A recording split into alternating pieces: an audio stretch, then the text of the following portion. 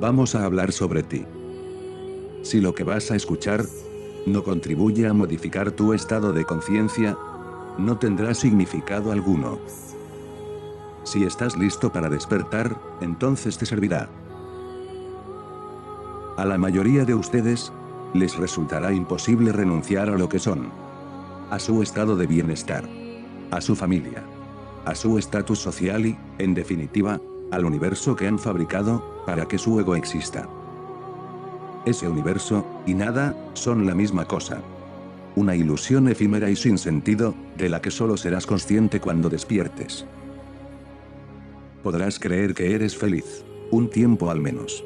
Según los acontecimientos que experimentes.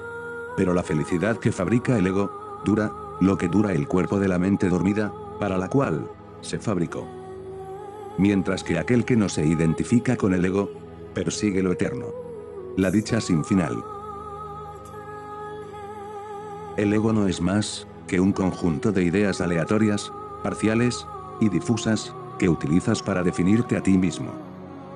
Dicho de otro modo, aquello que crees ser.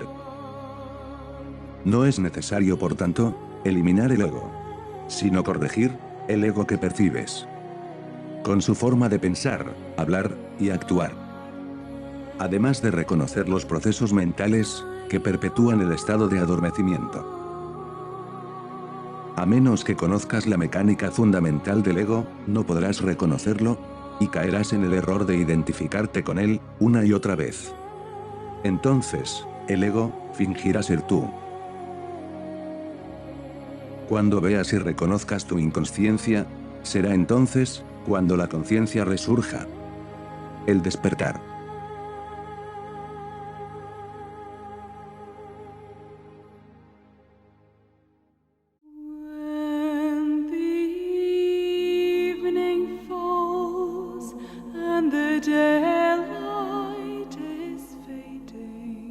No es posible vencer en la lucha contra el ego, como no es posible vencer en la lucha contra la oscuridad.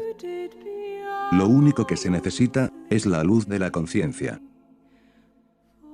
Para el ego, el presente no existe, pues lo percibe con los ojos del pasado, o bien lo ignora, mientras hace planes para el futuro. Si le dejas, el ego te robará este momento. Tu único momento. No hay más momentos donde tú existas. Y no podrás experimentarlo plenamente mientras sigas manteniendo en tu mente la creencia en la carencia y la limitación. Mientras te mantengas centrado en el alcanzar, el pretender, el codiciar. Sin la creencia en el esfuerzo y el sacrificio, sin el sentimiento de carencia, el pasado y el futuro dejan de ser relevantes. El ego es el gran arquitecto del mundo. Construye barricadas. Establece fronteras. Te define como una sola cosa, impidiéndote ser cualquier otra. Pero tú, no eres tu nombre. No eres tu oficio. No eres tu religión, ni tu partido político. Tú eres el que eres. Nada más que eso. Cuando dices, soy católico, soy médico, o soy comunista, estás limitando tu auténtico estado de ser. Todo eso que dices ser, no son más que creencias adquiridas en tu experiencia, y hacen respirar tranquilo al ego, pues garantizan su supervivencia. Desde el mismo momento en que te defines como alguien en particular, el verdadero tú desaparece. Cuando Jesús dijo, niégate a ti mismo, lo que quiso decir fue, niega, y por tanto, deshace, la ilusión del ego. Por eso cuando le preguntaron, ¿quién eres?, respondió, yo soy el que soy. Una persona libre no es nada. Es. Solamente es. Y así será eternamente. Una persona dominada por el ego, morirá cuando desaparezca la etiqueta con la que se identifica. Si afirmas ser director de un banco, morirás un poco cuando pierdas tu cargo. Una persona que se identifica con el ego, morirá un poco cuando su país desaparezca, pues tiene nacionalidad, y también cuando pierda su dinero, pues se midió a sí mismo por los dígitos de su cuenta bancaria. El tú, identificado con el ego, cambia cuando cambia aquello con lo que se ha identificado. De modo que es mortal. El tú auténtico, no cambia, pues como observador, está más allá de la experiencia.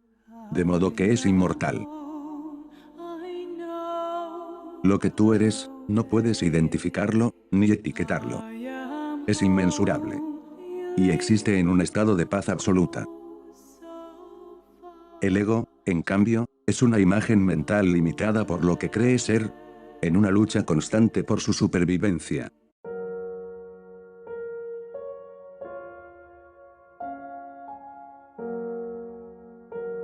El ego es la memoria, las intenciones, la experiencia, la nación, el clan, la competición, la individualidad, y todo aquello que implique separación o diferenciación. El ego divide a las personas, y nos encierra en nosotros mismos. Nuestras actividades, por nobles que sean, nos separan y nos aíslan. En aquellos momentos en los que el ego no está presente, no hay sensación de lucha ni de esfuerzo. Pues no hay nadie que deba ser protegido. La realidad no necesita ser protegida. El ego, en cambio, busca reafirmarse a sí mismo, precisamente, porque no es real. En todo momento, tenemos experiencias y reaccionamos ante ellas. Según sean nuestros recuerdos, reaccionamos ante cualquier cosa que vemos, o que sentimos. De este proceso de reacción surge la experiencia. Cuanto más inmersos estamos en una experiencia, tanto más se fortalece el ego.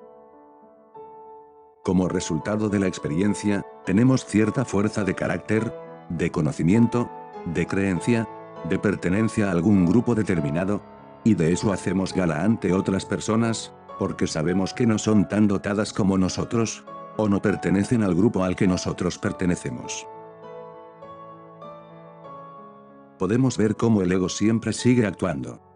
Nuestras creencias, nuestros maestros, nuestras castas o niveles sociales, nuestro sistema económico, son un proceso de aislamiento y de conflicto. Anhelamos comprender qué es la verdad, pero luego tenemos nuestra proyección de lo que consideramos que es la verdad, puesto que hemos leído mucho al respecto, y hemos oído hablar a mucha gente. El deseo mismo es proyectado, y experimentamos y reconocemos ese estado. Si no reconociera ese estado no lo llamaría verdad. Pero lo reconocemos, y esa experiencia da vigor al ego. Entonces el ego se atrinchera en esa idea, y decimos, yo entiendo.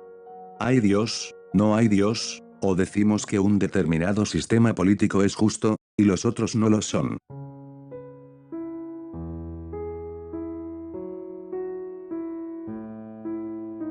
Con el tiempo, el ego siempre produce ansiedad, miedo, frustración, desesperación, desdicha, no solo en mí mismo sino en cuantos me rodean.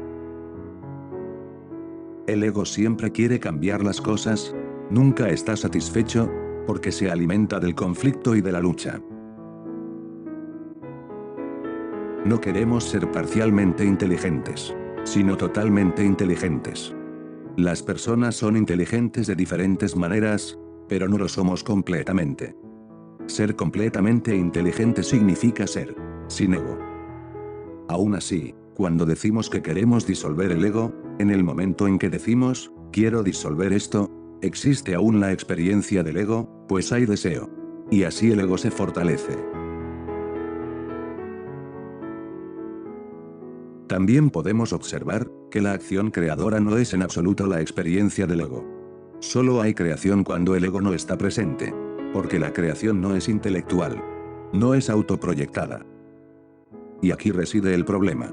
Cualquier actividad de la mente, positiva o negativa, es una experiencia que en realidad fortalece al ego. Solo la mente deja de fortalecer al ego, cuando existe un completo silencio. Siendo así las cosas, ¿cómo podemos dar solución al tremendo problema del ego? Cuando vemos todo el proceso del ego, sus astutas invenciones, su inteligencia, cómo se encubre mediante la identificación, mediante la virtud, mediante la creencia, mediante el conocimiento. Cuando vemos que nos estamos moviendo en círculos, en una jaula que él mismo ha fabricado, Cuando nos damos cuenta, con pleno conocimiento de ello, encontramos una paz extraordinaria, que no se generó por la fuerza, ni mediante recompensa alguna. Cuando reconocemos que toda actividad de la mente, es tan solo una forma de fortalecimiento del ego, cuando estamos realmente en ese estado, entonces veremos que la mente, que está totalmente en calma, no tiene el poder de crear. Cualquier cosa creada por la mente lo es dentro de un círculo, dentro del ámbito del ego. Cuando la mente no crea, entonces existe la creación. Lo cual no es un proceso reconocible. La realidad, la verdad, no se puede reconocer. Para que la verdad surja, la creencia, el deseo, la exclusividad, la preocupación por demostrar, por ser más y mejor, todo eso debe desaparecer. La persona virtuosa que persigue la virtud, jamás podrá encontrar la verdad. Podrá ser